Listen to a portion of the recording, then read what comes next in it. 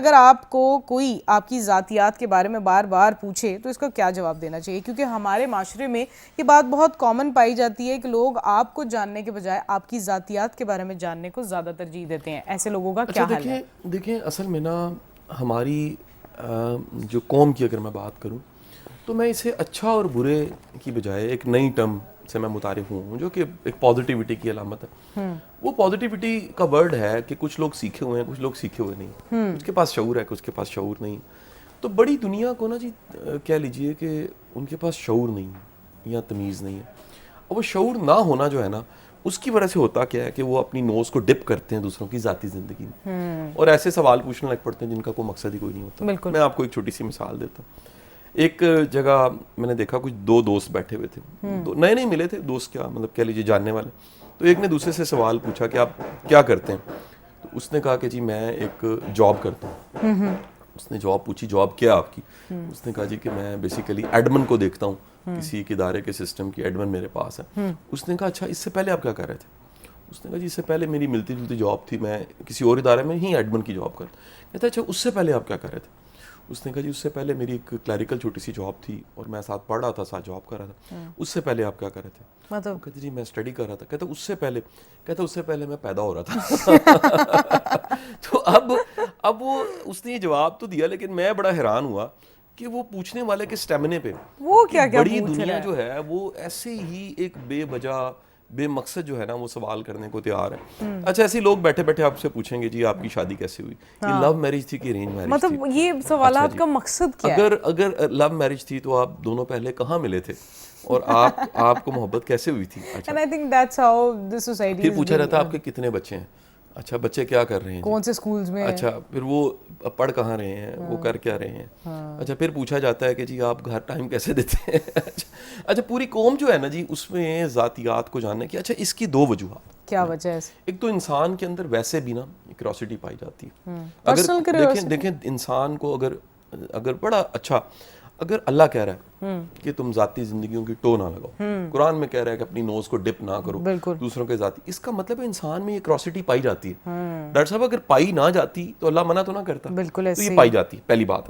اچھا دوسری جو وجہ ہے نا وہ میں آپ کو ایک انٹرسٹنگ میں ریزن بتاؤں. یہ وجہ پائی جانے کے ساتھ ساتھ یہ ٹرینڈ بڑھا ہے اور لوگوں نے اپنی ذاتی زندگی کو سوشل میڈیا پہ دکھانا شروع کر دیا. فیملی ولاگنگ کی وجہ سے زیادہ ہی لوگوں میں آ گیا, اور اپنی ذاتیات کو دکھانا, اپنی ذاتی زندگی کو دکھانا, اپنی ویکلز کو دکھانا, اپنے گھر کو دکھانا. پھر ہمارے یوٹیوب چینلز اور جو اینکرز ہیں وہ بھی اس کو اس ایک فطرتی جو انسان کے اندر تجسس پایا جاتا ہے اس کو استعمال کرتے ہوئے وہ بھی ایسے سوال پوچھنا شروع کرتے ہیں. اور اس سے ہوتا کیا ہے کہ جی لوگوں کے اندر جو ہے نا وہ تجسس اور بڑھ جاتا ہے, لوگ بڑی تسلی تشفی محسوس کرتے ہیں ایک دوسرے کو جاننے. اصل میں ہم نے اتنا سوشل میڈیا کو اتنا زیادہ, وہ ظاہر ہے سوشل میڈیا پوری دنیا پہ چھایا ہوا ہے, لیکن فیملی ولاگنگ کی وجہ سے نا ہمیں یہ چیزیں بری لگنا ختم ہو گئی ہیں. ہمیں لگتا ہے یہ چیز نارمل ہے کہ ایک نیا اسٹینڈرڈ بن گیا کہ ہم کچھ بھی پوچھیں.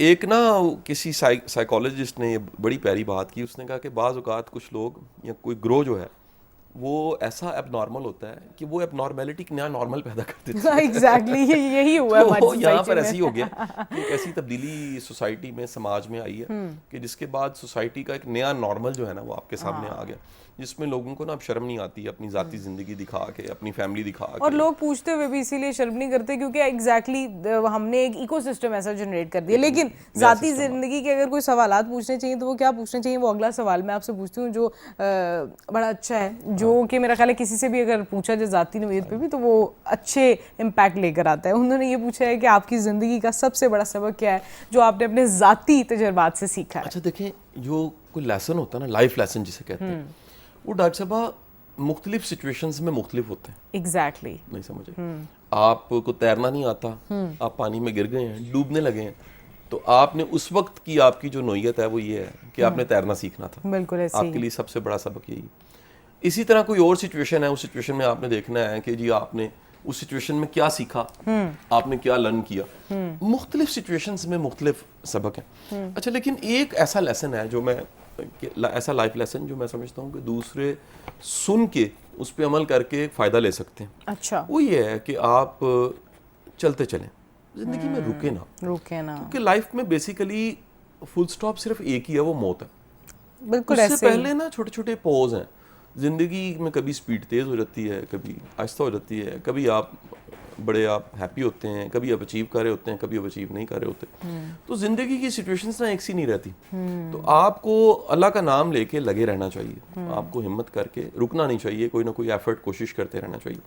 وہ تمام لوگ جو رک جاتے ہیں, وہ تمام لوگ جو ہار جاتے ہیں, وہ تمام لوگ جو کہہ دیتے ہیں کہ جی کچھ نہیں ہو سکتا, وہ ڈسٹرب ہو جاتے ہیں. تو آپ اگر تھوڑی سی ہمت کر کے, تھوڑی سی ایفرٹ کر کے لگے رہیں, ڈٹے رہیں, تو پھر اللہ تعالیٰ نئے نئے راستے بناتا رہتا ہے.